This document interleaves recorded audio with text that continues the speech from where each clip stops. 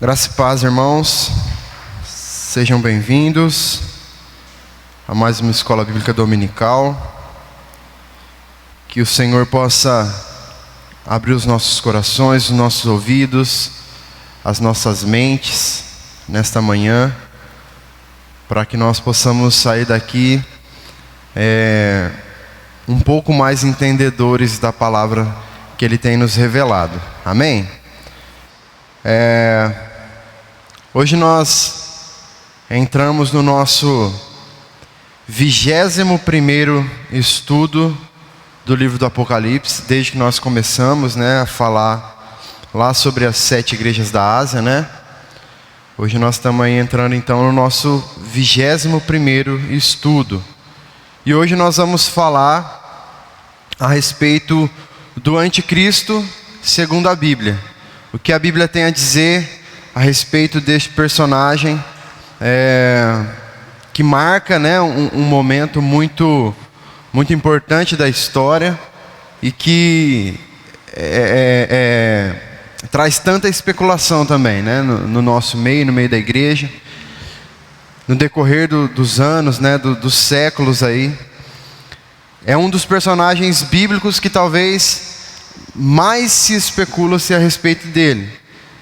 Até mesmo lá nos primeiros séculos depois de Cristo, esse já era um nome que já era muito especulado e as pessoas já tentavam decifrar e descobrir quem era, de onde viria, como se manifestaria.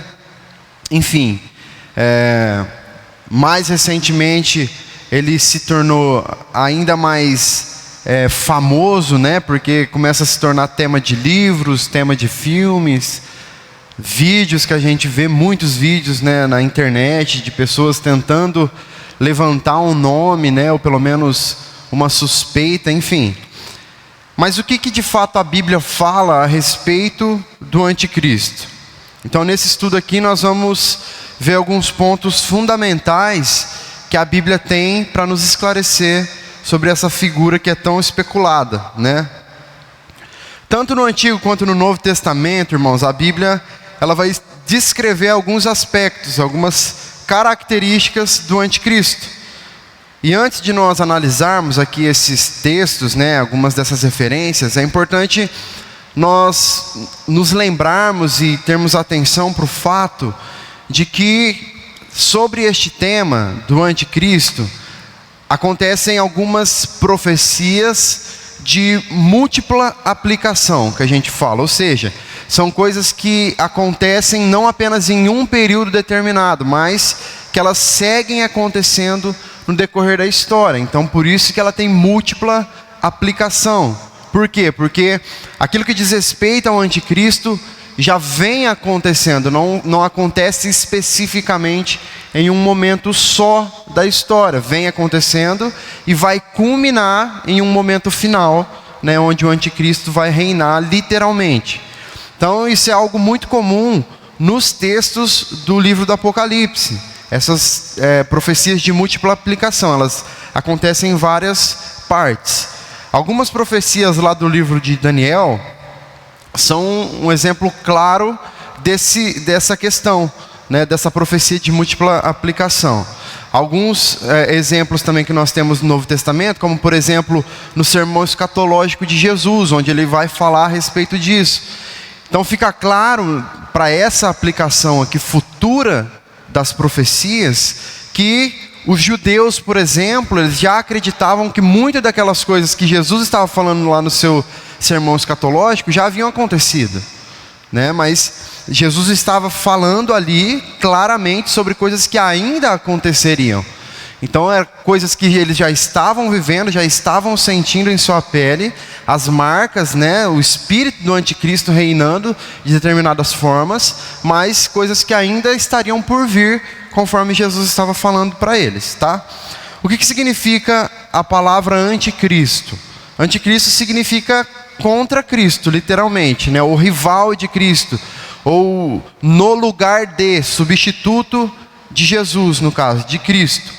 Então, diante disso, a gente pode considerar como um tipo de anticristo todo e qualquer toda e qualquer pessoa, né, que se oponha a Cristo, seja em atitudes, seja em seu modo de enxergar a vida, de ver as coisas, ou mesmo de pessoas que se colocam no lugar de Cristo, que tentam se colocar no lugar de Cristo. Então, todas essas características evidenciam um espírito anticristo, propriamente dito.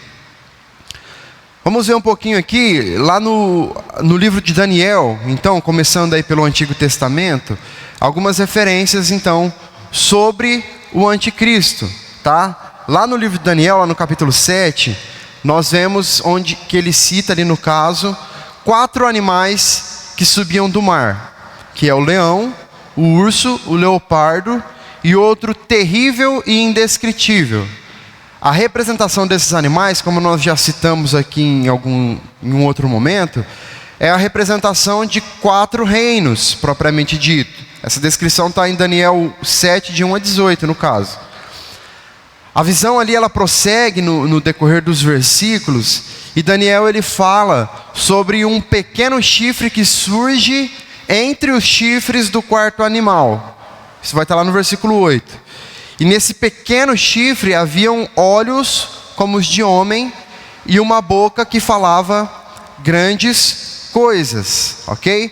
Aí a partir do versículo 21 de Daniel, nós temos uma descrição mais detalhada aí desse chifre, que é condizente com essa atuação do anticristo. Vamos ler do 21 ao 25 de Daniel 7, diz assim, enquanto eu olhava, eis que esse chifre fazia guerra contra os santos e estava vencendo. Até que veio o ancião de dias e fez justiça aos santos do Altíssimo. E veio o tempo em que os santos possuíram o reino. Então ele disse, o 4º animal será um 4º reino na terra, que será diferente de todos os outros reinos. Ele devorará toda a terra e a pisará com os pés, e a fará em pedaços. Os 10 chifres correspondem a 10 reis que se levantarão daquele reino. Depois deles se levantará outro rei que será diferente dos primeiros e derrotará 3 reis. Ele falará contra o Altíssimo, oprimirá os santos do Altíssimo e tentará mudar os tempos e a lei. E os santos serão entregues nas mãos dele por um tempo, tempos e metade de um tempo. Então é possível, irmãos, que essa profecia aqui de Daniel, ela tenha esse múltiplo cumprimento, essa múltipla aplicação. Porém, a maioria dos estudiosos aqui, acerca do tema, eles vão concordar que esse pequeno chifre que surge na cabeça desse 4º animal, simboliza de fato o aparecimento do anticristo, tá? Sendo então a primeira referência desse personagem escatológico aqui na Bíblia que nós temos, mais clara assim. Em Daniel 9, 27, 11, 31, 12, 11, também são passagens que mostram de forma clara a aplicação, né, do princípio dessa profecia aqui de múltipla referência, provavelmente sendo aplicada também à pessoa do anticristo, tá? E nós podemos ver também o anticristo lá no sermão escatológico de Jesus, lá em Mateus 24. Nele nós vamos ver que Jesus, primeiramente, ele aplica a figura do anticristo ao imperador Tito Domiciano, que era o imperador daquela região na época, que destrói Jerusalém e o templo naquele momento, por volta do ano 70, mais ou menos ali, que é algo que aconteceu posteriormente àquilo que Jesus estava falando. Só que nos versículos seguintes, o pano de fundo da profecia de Jesus deixa de ser apenas aquele momento específico, tá? naquela situação específica, e ele passa a se referir a um período futuro, algo que ainda vai acontecer, né? Onde vai acontecer uma tribulação que nunca se viu, que nunca aconteceu. Mateus 24, os versículos 21 e 22, vai dizer assim: porque nesse tempo haverá grande tribulação. Veja que é no futuro. Haverá grande tribulação. Nunca houve desde o princípio do mundo até agora, e nunca jamais haverá. Não tivessem aqueles dias sido abreviados, ninguém seria salvo. Mas por causa dos escolhidos, tais dias serão abreviados. Certo? Então, Jesus, primeiro, ele faz uma aplicação para aqueles irmãos que estavam ali, porque nós precisamos nos lembrar, como nós sempre estamos citando, que as palavras bíblicas, elas são atuais para quem as ouviram lá atrás, como elas são para nós hoje também. Quando João está ali descrevendo o livro do Apocalipse, por isso que nós falamos na semana passada sobre a questão do chip, por exemplo, que não faria sentido para aqueles irmãos lá, né, que receberam aquela carta, lerem algo a respeito de um chip, né, de algo que estaria por vir sobre a tecnologia, o desenvolvimento da tecnologia de 2000 anos à frente deles. Aquilo não teria aplicação para eles naquele momento. Certo? Então Jesus aqui ele faz uma pequena explanação mostrando a situação de momento que eles estavam vivendo, né, fazendo uma referência ao governo daquele momento, ao império daquele momento, e deixa claro também que aquilo que ele está falando também se refere ao que ainda há de vir, que são coisas futuras, coisas mais severas, mais pesadas. E depois que no próprio Novo Testamento nós também somos advertidos que esse momento será o período da manifestação do anticristo escatológico, esse momento onde tudo será pior, que a perseguição será maior no caso. Nós também temos a descrição do anticristo nas epístolas de João, né? Para o apóstolo João, o espírito do anticristo ele sempre esteve presente tanto em pessoas como em sistemas, como em governos, e esse espírito ele se levanta sempre no decorrer da história contra Cristo, ou seja, muitos são, no caso, os anticristos, né, os pequenos anticristos que vão surgindo durante a história da igreja, a história da humanidade, até chegar então no anticristo final, o anticristo escatológico mesmo. Então isso fica claro nos textos de João, onde em alguns momentos ele usa um termo ali, em um sentido mais impessoal, né? E em outros momentos em um sentido mais pessoal, um negócio mais direto no caso. Vamos ver aqui algumas aplicações. 1 João capítulo 2, 22 vai dizer assim: quem é o mentiroso senão aquele que nega que Jesus é o Cristo? Então é o anticristo que o nega. É o anticristo o que nega o Pai e o Filho. Então perceba que é uma aplicação não muito pessoal, especificamente de uma pessoa. João está falando que quem é o mentiroso, senão aquele que nega que Jesus é o Cristo. E aí ele faz essa aplicação, né? Ele entrelaça essa questão do mentiroso e cita que esse mentiroso é o anticristo. Ok? Mas João não está se referindo aqui especificamente a uma pessoa. João está falando que todo aquele que nega que Jesus é o Cristo, Filho de Deus, o Messias Salvador, possui em si o espírito do anticristo. 1 João 4, de 2 a 3, também vai dizer assim: nisto vocês reconhecem o Espírito de Deus.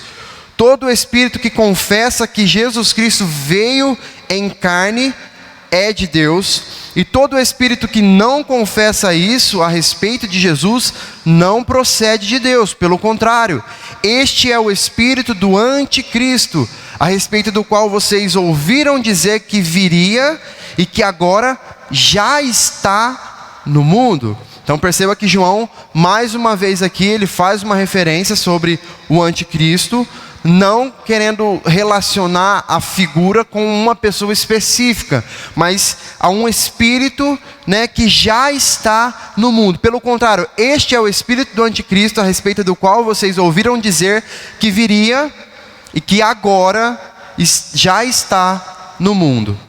Então, esses irmãos aqui, eles poderiam se basear, por exemplo, nas profecias de Daniel, algo que era falado há muito tempo atrás. E aqui eles já recebem de João, né, a explicação de que esse espírito já estava em ação naquele momento. Segundo João, capítulo 1, versículo 7, vai dizer assim: porque muitos enganadores têm saído mundo afora, os quais não confessam que Jesus Cristo veio em carne. Este é o enganador e o anticristo. Mais uma vez, uma referência de um falso evangelho sendo pregado.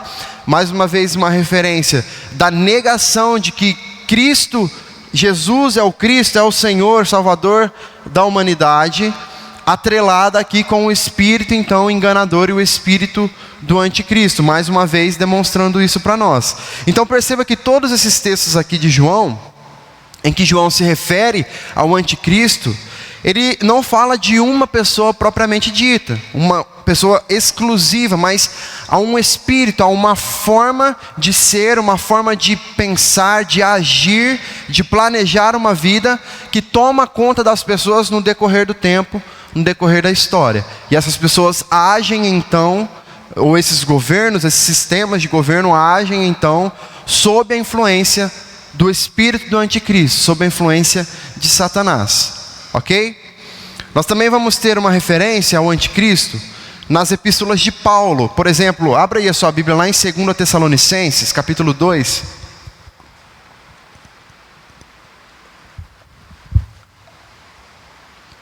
Segundo Tessalonicenses, capítulo 2, versículos de 1 a 12. Aqui o apóstolo Paulo ele vai fazer uma referência, uma descrição aqui no caso, bem detalhada, sobre o momento em que o anticristo vai se manifestar, tá? E também sobre algumas das suas principais características.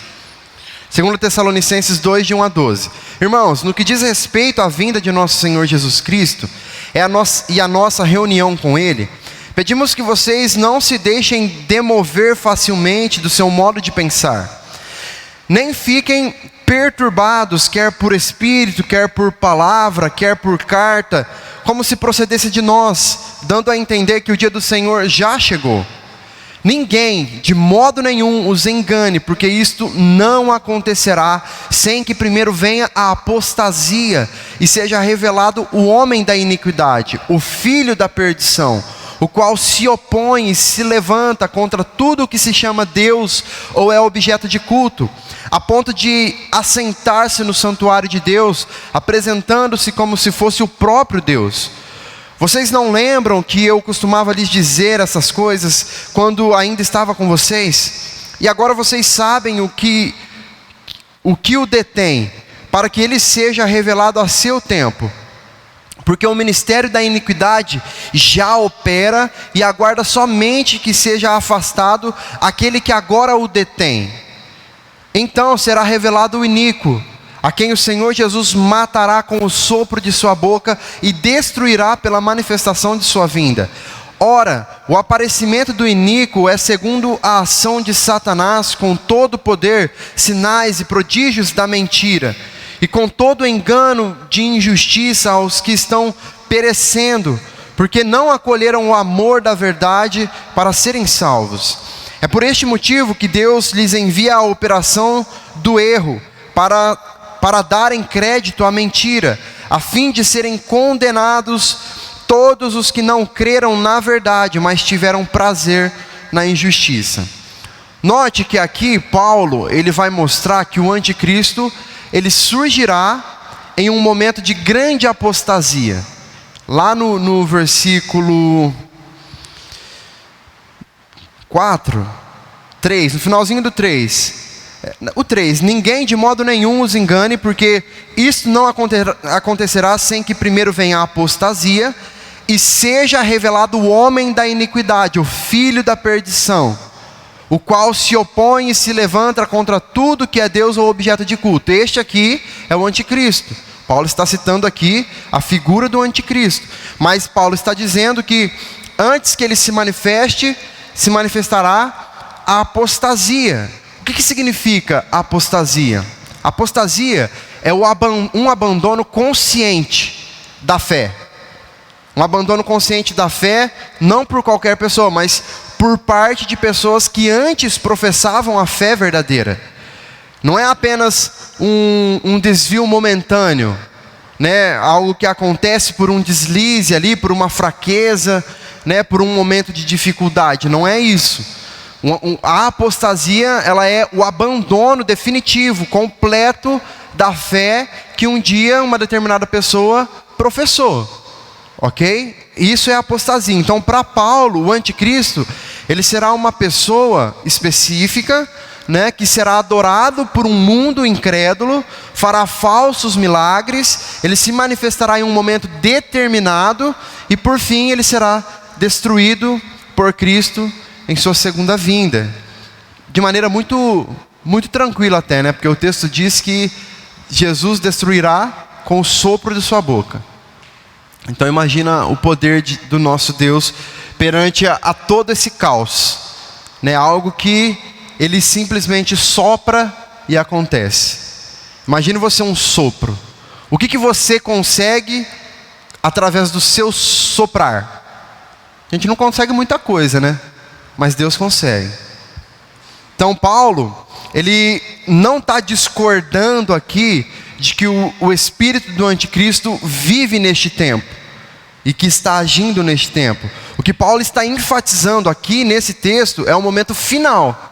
Certo? É o momento em que, daquela piora que Jesus já estava se referindo lá em Mateus, certo? Então, nós vemos aqui aquilo que nós sempre falamos, né, daquele paralelismo progressivo, de coisas paralelas que acontecem, sendo a mesma coisa acontecendo, mas evoluindo, progredindo. Então João já estava falando lá sobre as questões que sempre aconteciam, que já estavam acontecendo, que o espírito do anticristo já estava reinando, influenciando vida, influenciando pessoas. E aqui Paulo ele está se referindo ao momento final mesmo, onde o anticristo escatológico vai se manifestar, vai surgir definitivamente, fazendo milagres, fazendo maravilhas, né, falsos milagres e falsas maravilhas no caso. E um momento em que a apostasia estará muito forte, imperando aqui neste mundo no caso, ok? E aí nós temos também a descrição do anticristo no próprio livro do Apocalipse.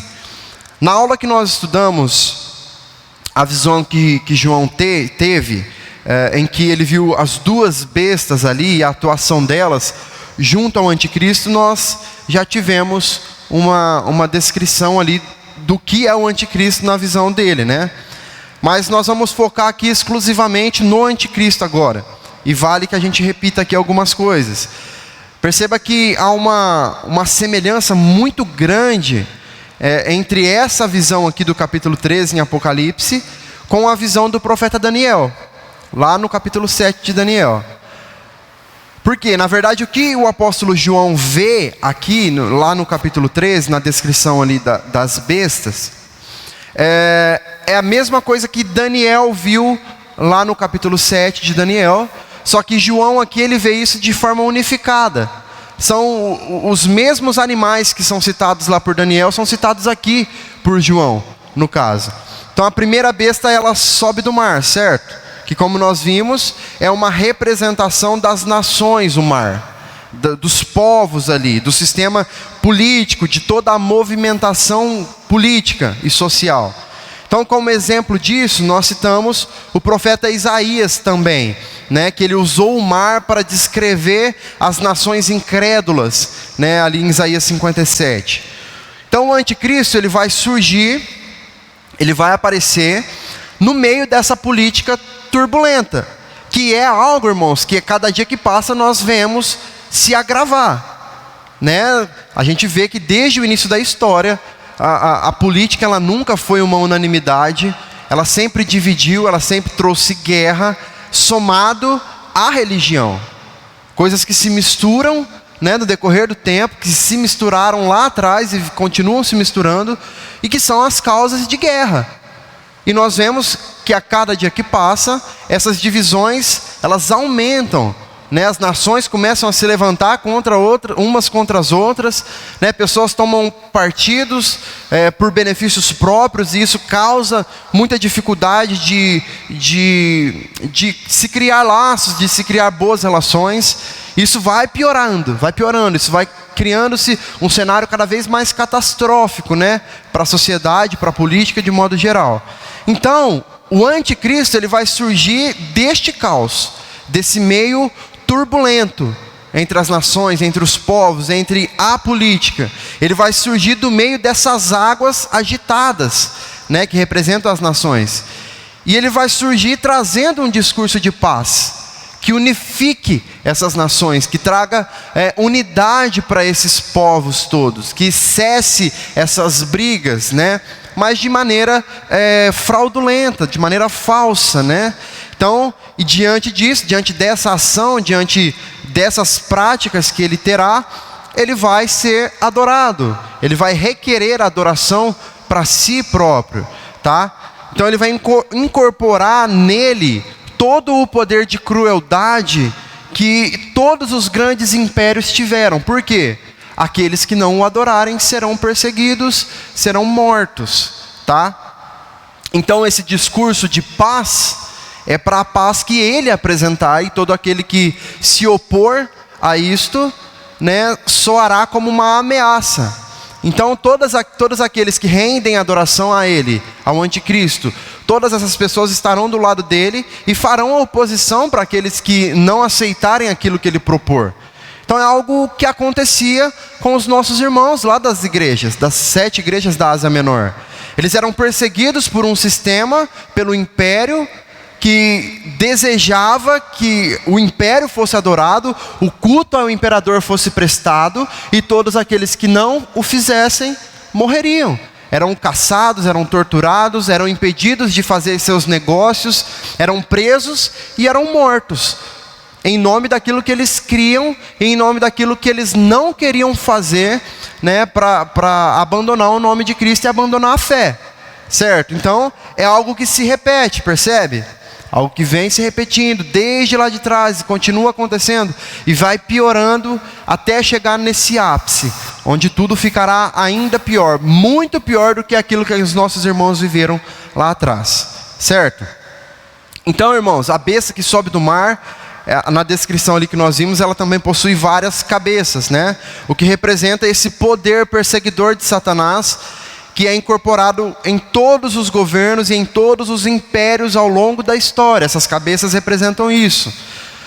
No final, né, aquilo que parecia estar morto, no caso, ressurge em vida, ok? E a terra toda, ela fica maravilhada. A terra toda, ela se espanta, né? Ela fica impressionada com o tamanho poder. Essa besta, então, ela toma diferentes formas, e lá no final ela vai se manifestar na pessoa específica da iniquidade que Paulo descreveu, ou seja, no anticristo. É aquilo que nós já citamos, um sistema de governo que no decorrer do tempo foi perdendo a sua força e que pareceu estar morto, e de repente ele ressurgirá como que por milagre, e as pessoas adorarão a esse sistema, se renderão a esse sistema, a essa grande forma de governar. As pessoas se renderão, as pessoas adorarão aquele que estiver encabeçando esse governo. E então Cristo virá, ok? Então quais são as características então mais específicas do anticristo? Nós vamos tomar por base, então, o próprio capítulo 13 do Apocalipse, que vão trazer aqui para nós as principais características sobre o anticristo, tá? Lá no capítulo 13, então, no versículo 1, vai dizer que o anticristo surgirá em um período de turbulência, como nós já acabamos de falar, entre as nações. O texto diz que vi emergir do mar. Então o mar, as ondas, as águas agitadas, elas vão nos trazer aqui a representação de um período de turbulência entre as nações, de um período de dificuldade. E é justamente daí que o anticristo surgirá, certo? Segundo ponto, ele será a incorporação do próprio mal. O versículo 2 diz que o dragão deu à besta o seu poder. Então o poder que vem diretamente do dragão, diretamente de Satanás, ele não pode, irmãos, em hipótese alguma, representar algo bom, correto? Então nós percebemos aqui que receber esse poder é receber o próprio Satanás para guiar e para comandar as ações. Então o anticristo que surgirá do meio deste caos, dessas brigas e disputas entre nações, ele surgirá munido do poder de Satanás. Ele agirá literalmente pelo poder do diabo. Outra coisa, ele realizará grandes milagres. O versículo 3 diz, mas essa ferida mortal foi curada. Então, como nós já vimos, a intenção de Satanás é sempre tentar ser o que Deus é. É sempre de ser uma cópia, uma imitação de quem Deus é. Então, a partir disso, tudo que Satanás faz, ele faz tentando diminuir de certa forma o impacto do poder de Deus através das suas ações, através dos seus milagres, através de tudo aquilo que ele já realizou. Então, quando Satanás, de certa forma, imita e faz coisas parecidas, é meio que como se ele, além de enganar alguns, ele demonstra ali que ele talvez seja tão forte quanto. Mas a gente sabe que ele próprio sabe que isso não é verdade e que ele faz isso justamente para enganar, para atrair o máximo de atenção possível para ele, no caso, Então, outra coisa que a gente sabe diante dessa ação de Satanás e do próprio anticristo é que nada disso acontece sem que Deus permita que aconteça. Deus está no controle da história. É por isso que nós já sabemos que tudo isso vai acontecer, porque Deus já nos contou. O que nós estamos vendo na Bíblia é Deus nos revelando o que vai acontecer. Nós não estamos no escuro. Por mais complexo que às vezes possa ser, por mais difícil que possa parecer, Deus tem nos revelado, através da sua palavra, tudo o que ainda vai acontecer. Então ninguém aqui pode falar que está despreparado, que foi pego de surpresa. Nós não podemos. Nós temos aqui em nossas mãos a descrição exata do que há de acontecer, do que já aconteceu, que deve servir de exemplo para nós, para que nós permaneçamos firmes, para que nós tenhamos de fato como exemplo os nossos irmãos que morreram pela fé, para que nós persistamos, perseveremos na fé. Então nós temos esses exemplos, sabendo que Deus está no controle, que Deus foi quem traçou os rumos da história da humanidade. Antes mesmo que nós estivéssemos formados no ventre das nossas mães, a nossa história já estava escrita por Deus. Cada detalhe, é o que o salmista vai dizer. Outro ponto, o anticristo agirá e governará pelo poder de Satanás, como nós já falamos. O versículo 4 diz, e adoraram o dragão porque deu a sua autoridade. Então fica evidente que todas essas ações vindas deste anticristo escatológico, desta figura, dessa pessoa, elas serão motivadas e guiadas pelo poder de Satanás, E isso enganará muitos, isso levará a muitos a renderem adoração a ele. E, irmãos, isso já está acontecendo. Talvez de forma até inconsciente, isso já está acontecendo. Satanás tem enganado a muitos dentro das igrejas com a falsa pregação do evangelho. Pessoas que se deixam levar por uma falsa pregação. Isso é um pouco repetitivo de se falar, porque nós sempre falamos sobre isso, mas o Apocalipse está falando sobre isso. É muito claro aquilo que o Apocalipse diz. A descrição das duas bestas que nós vimos, a ação da segunda besta, que é aparentemente mansa, que se manifesta como um cordeiro, tranquilo, mas que com o seu discurso engana muitos e tem voz de Satanás. É o que o texto diz, a sua voz, apesar de ser um cordeiro com um pequeno chifre, a sua voz é voz de dragão, é o que diz o texto na descrição da segunda besta. Então, é muito evidente, fica muito claro para nós, que uma das maiores ações que acontecerão no final dos tempos, que já está acontecendo neste tempo que nós vivemos, é a falsa pregação do Evangelho. É as falsas doutrinas que são implantadas nas cabeças das pessoas, que talvez seja aquilo que de mais perigo nós estamos enfrentando na nossa realidade hoje. Aqui onde nós não temos uma perseguição física ainda, essa falsa pregação, aquilo que se apresenta como algo bonito, como algo bom, como algo legal, porque fala de Deus, porque pelo menos está fazendo algo para Deus, tudo isso serve para nos enganar. Simplesmente isso, para nos enganar, para fazer com que nós acreditemos em coisas que não são reais, coisas que não procedem da boca de Deus, mas de pessoas, situações, governos, lideranças que por muitas vezes estão sendo alimentadas pelo poder de Satanás, e através disso estão enganando pessoas. E isso tudo, irmãos, está muito relacionado com a nossa falta de desejo por conhecer a Deus, com a nossa, como nós falamos aqui na mensagem de domingo, com a preguiça que nós temos de conhecer a Deus verdadeiramente, de meditar na palavra, de buscar beber água das fontes corretas, de se contentar muito facilmente com qualquer coisa que nós ouvimos. Nós somos doutrinados no decorrer das nossas vidas, irmãos, a muitas das vezes viver dessa forma, aceitando tudo que nós recebemos, porque diz, o Espírito mandou eu dizer, o Espírito me falou, o Espírito tocou no meu coração, e agora eu tenho que falar. O apóstolo Paulo, ele nos ensina a provar os Espíritos. O apóstolo Paulo vai dizer lá aos Tessalonicenses, para que eles não apaguem o Espírito, não desprezem as profecias, mas retenham apenas o que é bom.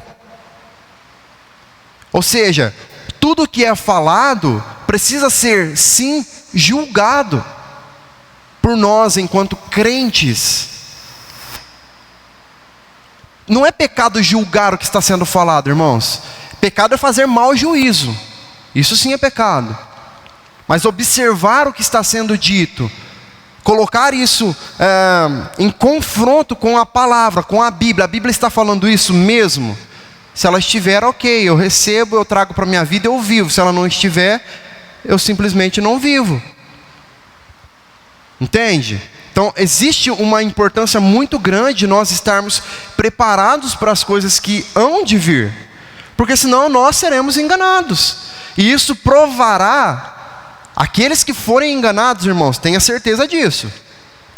Aqueles que forem enganados não são salvos, porque o texto bíblico é claro em dizer, Jesus é claro em dizer que não tivessem aqueles dias sido abreviados, até os eleitos teriam sido enganados. Mas os dias foram abreviados, então os eleitos não foram enganados. Então se alguém está sendo enganado, se alguém for enganado, é porque não foi eleito, é porque não é salvo.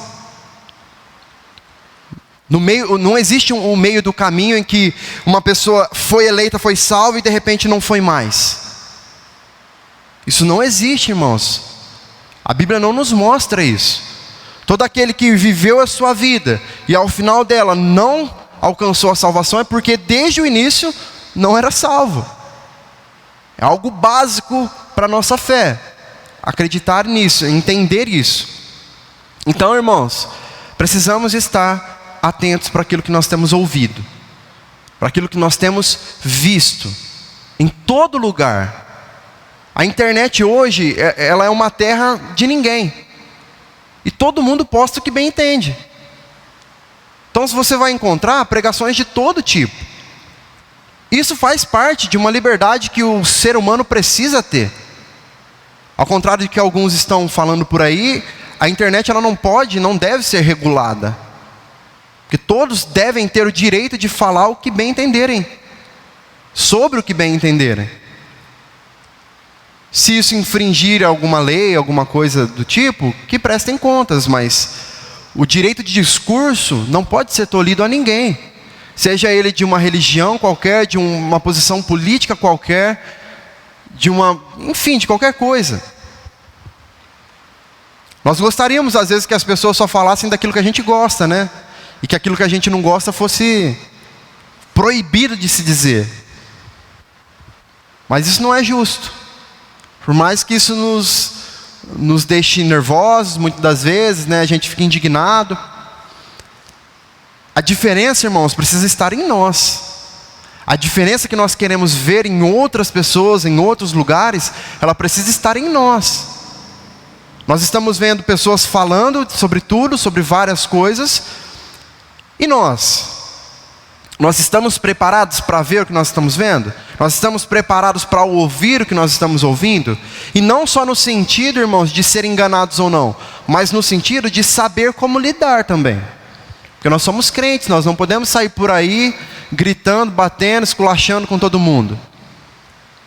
Nós temos um espírito que habita em nós, que é um espírito de mansidão, de domínio próprio, de temperança, de amor, bondade, longanimidade. Então nós não podemos simplesmente ver o que nós vemos, nos revoltarmos também e sair por aí querendo fazer justiça à nossa maneira. A justiça está por vir e ela virá. Inevitavelmente ela virá. Outra característica então que nós vemos no anticristo: ele será temido e reconhecido pelo mundo como alguém invencível. O versículo 4 diz: quem é semelhante à besta? Quem pode lutar contra ela? Como nós já falamos, irmãos, esse poder, ele virá e ele convencerá a muitos, né? As ações milagrosas, o discurso de paz, de amor que será proferido, tudo isso fará com que muitas pessoas entendam que não há ninguém como ele, como o anticristo. Uma outra característica: ele perseguirá a todos que se recusarem a adorá-lo e fará oposição direta a Deus e à igreja de Cristo. O versículo 15 vai falar assim: fizesse morrer todos os que não adorassem a imagem da besta. Então esse será o período final mesmo, o período mais terrível da tribulação que é descrita por Jesus. Nesse momento aqui, é que todos aqueles que se negarem a prestar adoração, a se render às leis do anticristo, serão perseguidos e mortos, literalmente mortos. Uma outra característica: ele será apoiado pela segunda besta, a besta que sobe da terra, o falso profeta. No versículo 12 diz: ela exerce toda a autoridade da primeira besta, que nós já falamos aqui. Então o anticristo, ele age também através desses falsos profetas. Esses falsos profetas que serão enganados, que nunca foram salvos. Essas pessoas que passaram as suas vidas pregando acerca de um evangelho que não era real, que não era verdadeiro, trazendo um discurso, uma falsa doutrina, né? E que nesse fim serão enganados pelo próprio anticristo. Então essas pessoas falarão em nome dele também, certo? Uma outra característica: ele tem um número e o seu número é o 666, que é o que diz o versículo 18, e esse número é 666. Como nós já falamos, como nós já vimos nas aulas anteriores, esse número é um número de homem, um número que demonstra a imperfeição, um número do fracasso, daquele que imita a Deus, aquele número que é 6 e que nunca será 7, o 7 que é o número da perfeição, que representa a perfeição da criação de Deus, a perfeição de Deus. Então Satanás, ele é o imitador. 666, uma repetição, que nos mostra que por mais que o 6 se repita, ele nunca chegará a ser 7. Certo? Então, ele tem essa imperfeição que está intrínseca no seu ser, que está marcada nele. É uma marca que ele tem, é a marca da imperfeição. E a última característica aqui que eu listei é que ele terá um poder limitado, um tempo determinado a qual lhe foi permitido agir. O versículo 5 diz: foi-lhe dada a autoridade para agir durante 42 meses. Como nós já falamos, irmãos, esse aqui, ele não precisa ser um número literal, né? Algumas correntes vão interpretar esses 42 meses aqui como sendo um número literal, que dá os 3 anos e meio, né, no caso. Isso pode levantar uma levanta, na verdade, né, uma interpretação aqui, mas não necessariamente ele é um número literal, né? É um número que representa que a ação de Satanás, do anticristo, das bestas e de tudo aquilo que eles conquistaram para si, de todas as ações que estão reservadas para este tempo, elas têm um período para começar e para acabar, já determinado por Deus. E quando esse tempo acabar, ele será destruído por Cristo, através do seu sopro, e será condenado eternamente no lago de fogo, como diz lá no capítulo 19, no versículo 20. Então, irmãos, o que fica de lição para nós em relação ao anticristo? Muito se especula aí no decorrer da história, né? Já levantaram muitos nomes como sendo prováveis anticristo, né? A figura do Papa, por exemplo, talvez uma das mais fortes, né, no decorrer da história, que já foi dito. Sempre que aparece um novo presidente nos Estados Unidos, também todo mundo fala que é um forte candidato. Barack Obama já foi um forte candidato. O George Bush também já foi um forte candidato. O Donald Trump, o último, também era um forte candidato. Sempre que se levanta aí uma autoridade de muito peso, de muito destaque, de muita influência, acaba que nós olhamos para aquele e falamos, será que é ele? A bola da vez é o Elon Musk, né? Que o homem está comprando tudo, está colocando internet até onde não existia, no meio dos índios. O homem está dominando o mundo, né? É o dono da Tesla, que são os carros mais desenvolvidos do mundo. Comprou o Twitter recentemente. O dono da SpaceX, que manda lá os foguetes lá para a Lua, para tudo quanto é canto. Então, cada vez que surge uma personalidade forte, uma personalidade influente, a gente acaba cedendo à tentação de pensar que talvez possa ser. Mas a Bíblia ela não deixa muito claro isso para nós, irmãos. Quem vai ser? Nós não temos uma evidência de que nós podemos olhar para uma pessoa específica, para uma região específica, né, para um grupo específico e falar, dali vai sair o anticristo. Mas o que nós precisamos saber a respeito do anticristo, nós já sabemos. A Bíblia nos dá essa descrição. E nós precisamos estar atentos para isso, porque o espírito do anticristo, como João bem disse, já está vivo no nosso meio, agindo no nosso meio. Algo que a gente precisa sempre estar alerta, irmãos, é de que não existe uma terceira via. Entenda isso. Se não é marcado com a marca, com o selo do Cordeiro, é marcado com a marca da besta. Não tem outro caminho. Não tem um lugar do meio ali que a pessoa ainda, não sei. Ou foi marcado por Cristo, ou é marcado pelo diabo. Certo? Então, é isso que nós precisamos estar atentos. O que nós temos visto acontecer à nossa volta? O que nós temos ouvido sendo falado à nossa volta? Quais práticas que nós temos observado dentro das nossas próprias igrejas? Quais referências que as pessoas que estão pregando por aí afora estão tendo? Para que lado estão se deixando levar? Qual espírito estão ouvindo de fato? E nós, estamos preparados para julgar esses espíritos? Estamos preparados para, ao observar essas coisas acontecendo, termos o discernimento necessário que nós precisamos ter?